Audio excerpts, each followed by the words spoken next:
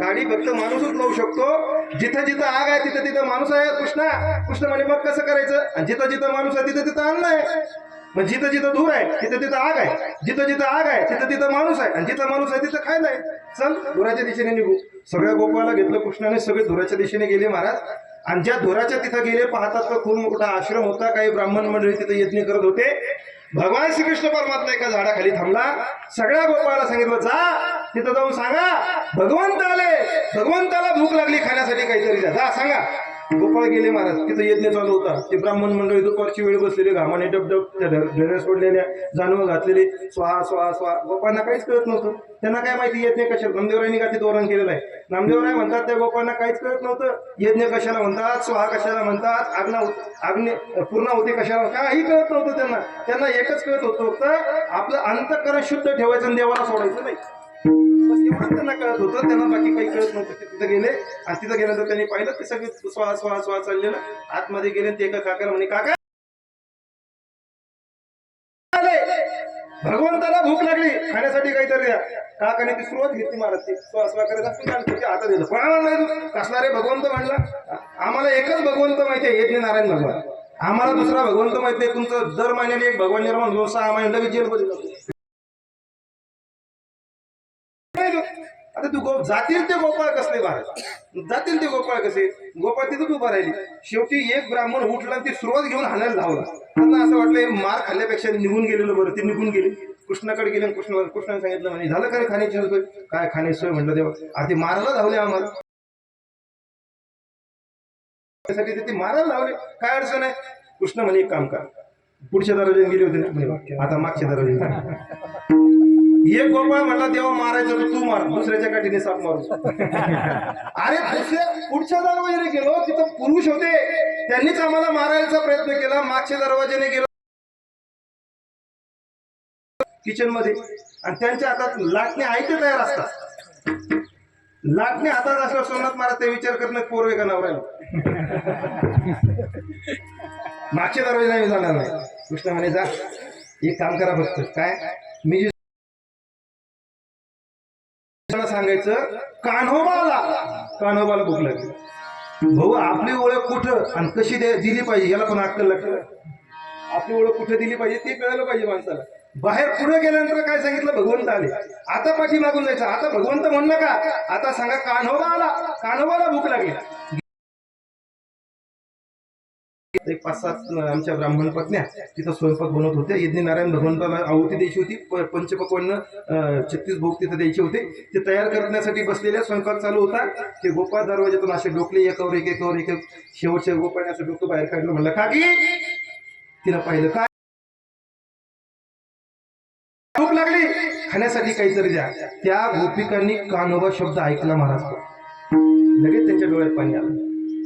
कारण या सगळ्या ब्राह्मण पत्न्या त्या परमात्म्यावर प्रेम करत होत्या. परमात्म्याचं दर्शन यांना झालं नव्हतं. त्यांनी कान्होबाला पाहिलेलं नव्हतं सोमनाथ महाराज.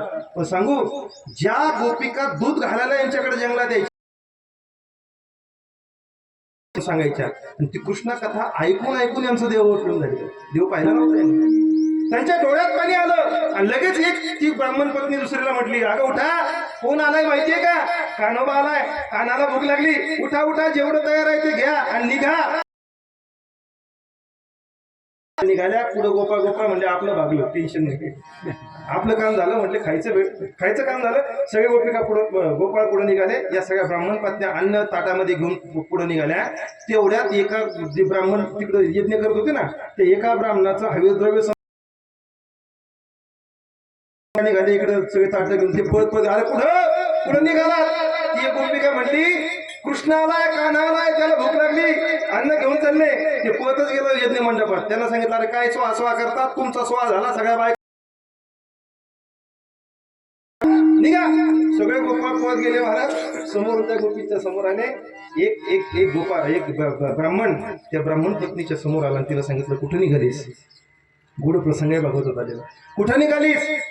तिनं सांगितलं कान्होबा आलाय. कान्हाला भूक लागली. त्याला अन्न घेऊन निघाले. त्यानं सांगितलं नाही यज्ञाला नैवेद्य गेला नाही, जोपर्यंत यज्ञाची पूर्णाहुती होत नाही, यज्ञनारायण भगवंताला नैवेद्य जात नाही, तोपर्यंत हे अन्न खाण्याच्या योग्यतेच होत नाही. निघाली कुठंच. तिनं गोड उत्तर दिलं. तिनं सांगितलं, भल्या माणसा, जे यज्ञात या विश्वातलं अन्न भक्षण करण्याचं सामर्थ्य त्याच्यात आहे. जे यज्ञाला नैवेद्य देणार आहे तो त्याला जाऊन पोहोचणार आहे. त्याला भूक लागली, तुझा यज्ञ होणार कधी, नैवेद्य जाणार कधी, आणि मग कधी ते देवाला पोहोचणार. त्याला भूक लागली, मी घेऊन जाते ना. शेवटी ऐका, त्या दोघांचा संवाद इतका विकोपाला गेला, आणि माझा अधिकार आहे तुझ्यावर, जोपर्यंत मी तुला जा म्हणत नाही तोपर्यंत जाता येणार नाही. तिला सांगितलं, तुझा अधिकार असेल माझ्या देहावर, तू माझा पती आहेस ना, देहावर जर तुझा अधिकार असेल तर हा देह तुला घेऊन टाक. तिला तिथंच देह टाकून दिला. त्या सगळ्या गोपींनी त्या ठिकाणी देह टाकून दिला. एक ज्योत त्यांच्या शरीरातून बाहेर पडली. भगवान श्रीकृष्ण परमात्म्याच्या भोवती 7 वेळेला फिरले आणि परमात्म्याच्या चरणी जाऊन विलीन झाली. तुकोबा म्हणतात, देह तुझ्या पायी ठेवून झालो तर विठोबा.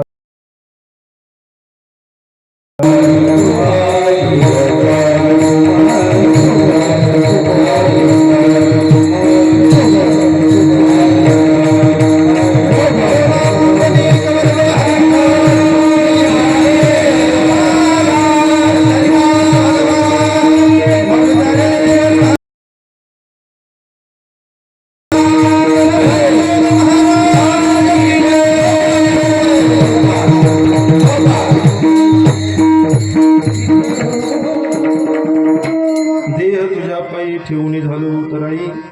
जगद्गुरु तुकोबा म्हणतात, देवा हा देह मी तुला होतो सम्यक प्रकारे अर्पण, जे अत्यंत श्रद्धेनं केलेलं अर्पण आहे. तुकोबांनी सांगितलं, द्यायचंय देवाला, दान द्यायचंय. बस थांबणार आहे मी, 5 मिनिट बोलणार. एका चरणाचा विचार आपल्या समोर ठेवलेला आहे. द्यायचंय देवाला, पण जे काही द्यायचंय ते श्रेष्ठ प्रकारे समर्पण असं म्हणतात. आणि मला असं वाटतं की देण्यातला जो आनंद असतो तो कशानेच भेटत. जो देण्यातला आनंद आहे, तुकोबांनी जे दिलंय देवाला, आणि त्याच्याही पुढे जाऊन सांगतो मी आपल्याला, भाव, देण्यात तर आनंद आहेच, पण आपलं नाव न सांगता देण्यात जो आनंद आहे तो इतर कशातच नाही. बऱ्याच वेळेला असं होतं, आमचं देणं थोडं असतं पण नाव लांबच असतं. माणसाला त्याला समर्पण असं म्हणतात. 3 प्रकारचे समर्पण गीतेने सांगितले, वस्तू समर्पण, क्रिया समर्पण, तत्व समर्पण.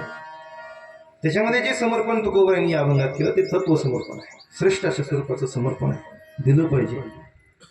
आणि मी तर असं सांगतो की आपल्याला जे जे काही दिलेलं आहे ते सगळं परमात्म्याने दिलेलं आहे. देह सुद्धा परमात्म्याने दिले. देहा उसना आणि लापाचा शेकी ज्याचा त्याची समर्पिला, देह त्याचाच आहे.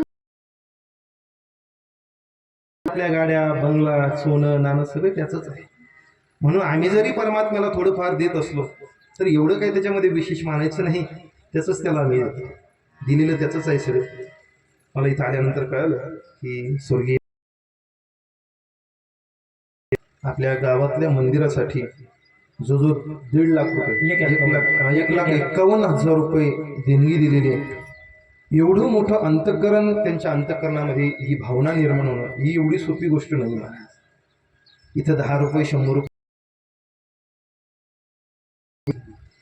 वेळ आली की किती खर्चण्याची वेळ येते, इथं माणसं खर्चतात. पण एवढं अंतःकरण मोठं करून जवळजवळ 1.5 लाख रुपयाची देणगी गावातल्या मंदिरासाठी देणं ही खूप मोठी गोष्ट आहे. आणि हे देण्यातलं सामर्थ्य निर्माण झाली की माझं गेलं पाहिजे, मी ही सगळं मला दिलंय ते परमात्म्याने दिलंय. जर परमात्म्याचं मंदिर होत असेल तर त्या परमात्म्याच्या मंदिरासाठी माझंही काहीतरी योगदान असलं पाहिजे. उदार अंतःकरणाने मला असं वाटतं गावातली सगळ्यात हायेस्ट देणगी त्यांची असेल. एका माणसाची 1.5 लाख रुपये, अजून एक जण आहे, 2 लाख. या भावना 2 लाख रुपये, ही भावना निर्माण होणं, ही देण्याची भावना निर्माण होणं, ही खूप श्रेष्ठ अशा स्वरूपाचं समर्पण असताना त्यांनी तर आपल्या जीवनातलं समर्पण केलंच आहे परमात्म्यासाठी. जोपर्यंत ते हयात होते जोपर्यंत त्यांनी परमार्थही केला. आपल्या जीवनामध्ये जेवढं काही आपल्याला श्रेष्ठ असं समर्पण करता येईल तेही समर्पण त्यांनी त्यांच्या जीवनामध्ये केलं. आणि देह ठेवल्यानंतर तेही समर्पण, देह तुझ्या पायी ठेवून झालं उतराय. देवा तुझ्या उपकारातून उतराई होण्यासाठी जोपर्यंत मी हयात होतो, आणि आता मात्र माझा काळ संपला, माझं कर्म संपलं, माझं संचित संपलं. आता तुझे जे उपकार आहेत ते संचित जे खर्च झालेला आहे ते कमी व्हावं आणि मला तुझी प्राप्ती व्हावी, यासाठी हा देह सुद्धा त्यांनी 1 वर्षापूर्वी परमात्म्याच्या चरणी विलीन करून टाकला. म्हणून कदाचित तुकोबारा जरी देवाच्या समोर उभं राहून म्हणत असतील की बाबा देह तुझ्या पायी ठेवून झालं उत्तराई, तसं तेव्हा आयुष्यभर